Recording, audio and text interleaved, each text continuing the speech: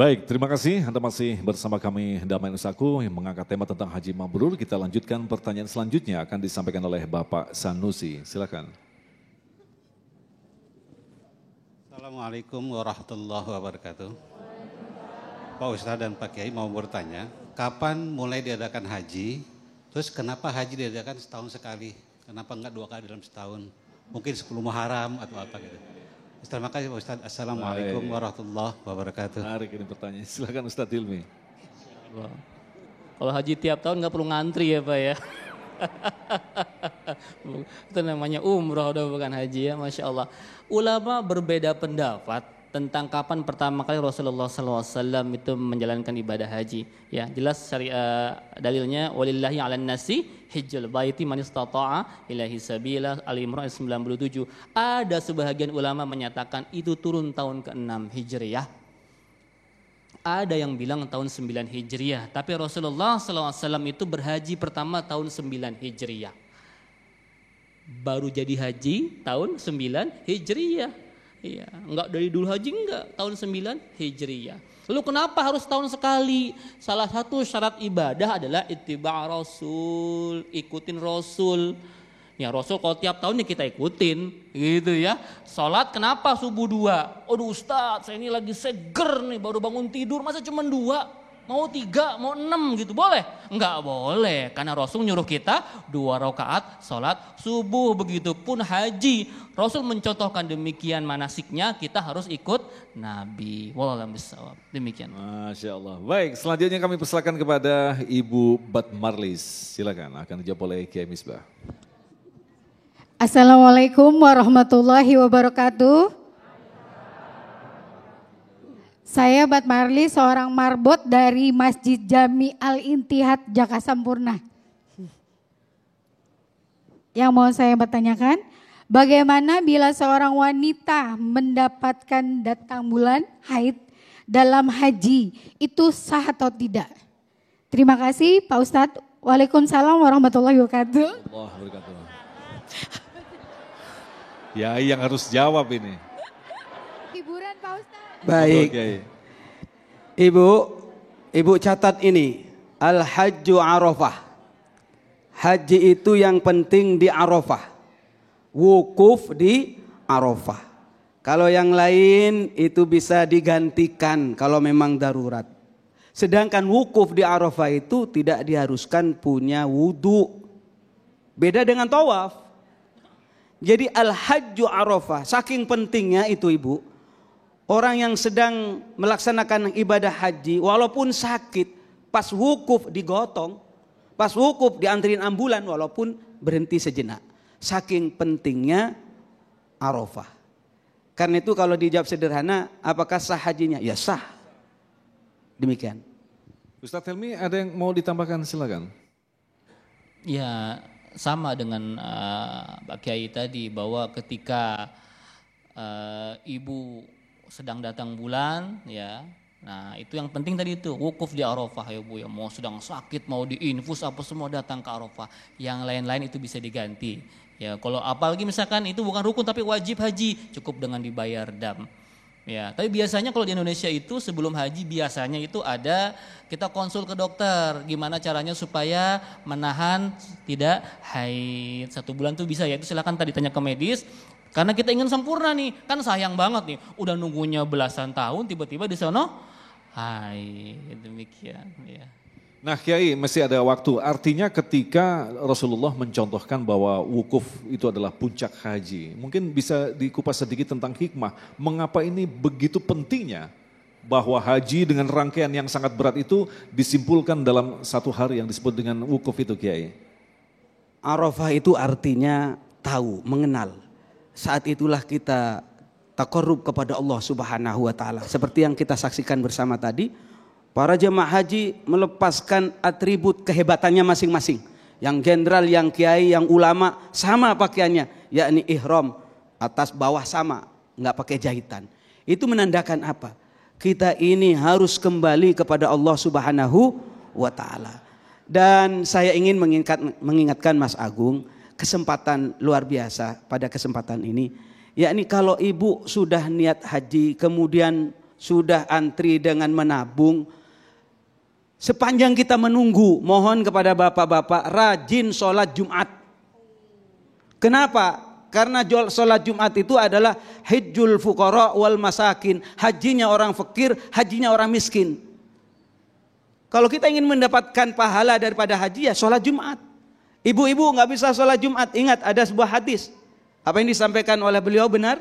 Ada hadis yang lain. Kalau bapak-bapak, ibu-ibu pagi-pagi ada niatan ingin menolong orang lain. Menolong orang yang terdolimi. Ada orang kelaparan, kita kasih makan. Kalau niat semacam itu, maka dia akan dicatat sebagai orang yang melaksanakan ibadah haji mabrur. Ini Islam luas. Jadi jangan sampai kita itu, ya Allah saya pingin haji, bagaimana sekiranya saya kaya, akhirnya ngutang-ngutang.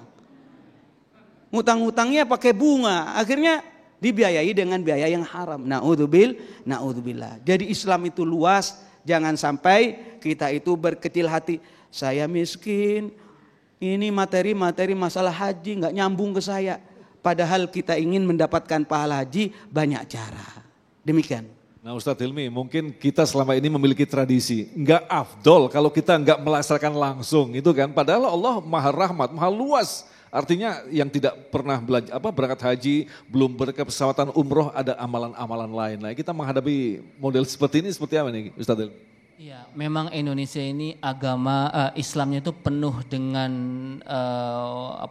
ritual formalitas. Banyak sekali. Ya kita harus begini begitu supaya kita bisa kurang afdol nih, nggak sreg nih. Ya ke haji umroh tanpa walimatus safar kayaknya nggak afdol nih. Nah, yang kayak begitu nih harusnya dihilangkan sebenarnya karena ada esensi utama.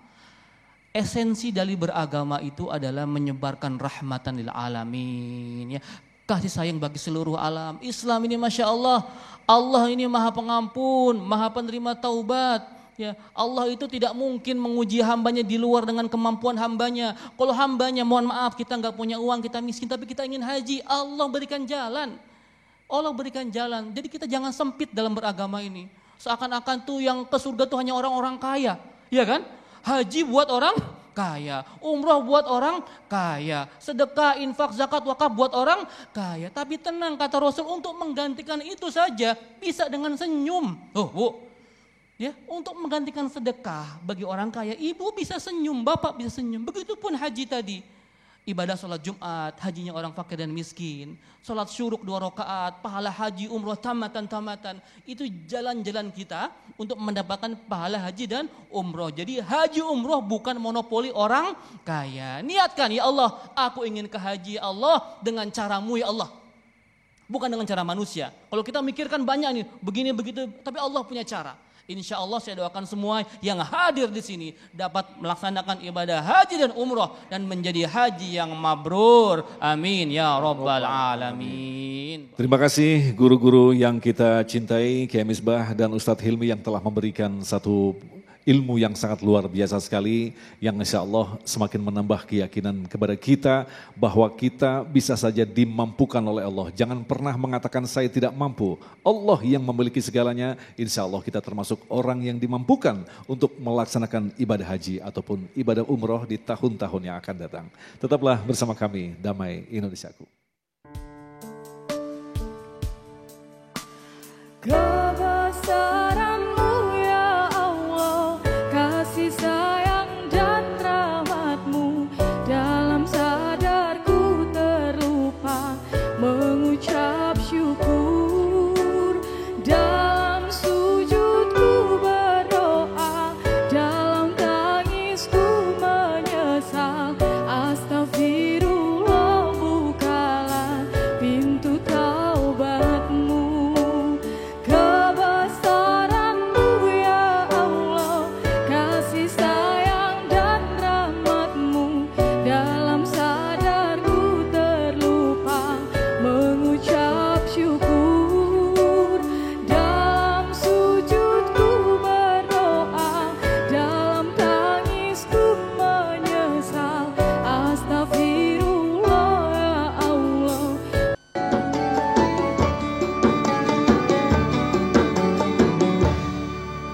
Demikian pemirsa yang dirahmati Allah, Damai Indonesiaku untuk kesempatan hari ini, dan insya Allah besok di Ahad Damai Indonesiaku akan tampil dalam Damai Indonesiaku spesial Idul Adha yang akan disampaikan oleh Ustadz Kiai Haji Sarip Manaji dan Ustadz Soleh Mahmud serta tausiah dan doa dari Kiai Haji Khalil Nafis dari Makkah Al-Mukarramah.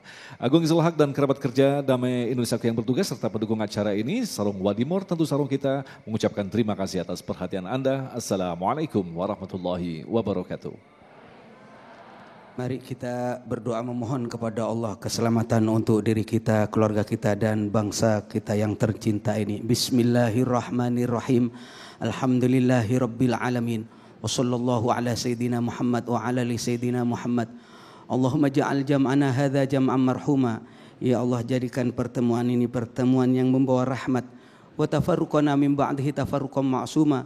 Jadikan perpisahan dari tempat ini perpisahan yang terjaga dari segala mara bahaya dan dosa.